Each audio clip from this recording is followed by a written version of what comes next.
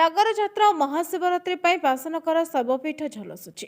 ସାରା ସହର ଉତ୍ସବ ମୁଖର ହୋଇପଡ଼ିଛି। ରୀତିନୀତି ଅନୁସାରେ ସକାଳ ମହାଦେବଙ୍କ ପୂଜାର୍ଚ୍ଚନା ପରେ ଶ୍ରଦ୍ଧାଳୁମାନେ ଦର୍ଶନ ପାଇଁ ଗହଳି ଲଗାଇଥିଲେ। ବ୍ରତଧାରୀମାନେ ସନ୍ଧ୍ୟାରୁ ମହାଦୀପ ଉଠିବା ପର୍ଯ୍ୟନ୍ତ ବିଭିନ୍ନ ଶିବ ମନ୍ଦିରର ଦୀପ ଲଗାଇ ବସି ରହିଥିଲେ।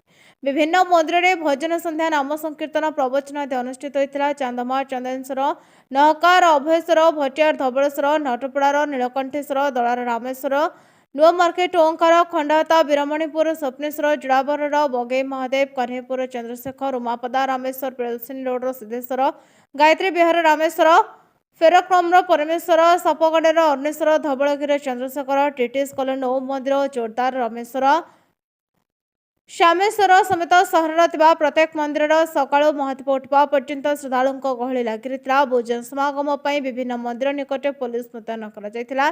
ଯାଜପୁର ରୋଡ ଥାନାଧିକାରୀ ଉପେନ୍ଦ୍ର କୁମାର ପ୍ରଧାନ, ଏଏସଆଇ ଅନ୍ତର୍ଯାମୀ ଶ୍ରୀଚନ୍ଦ୍ର, लिंगराज बेहरा, अजय साहू, गृहलक्ष्मी पट्टनायक, हरकृष्ण स्वाई, सदल बड़े मारे विभिन्न मन्दिर व्यासनगर प्रदीन कुमार बैताई रिपोर्ट, न्यायवती टीवी।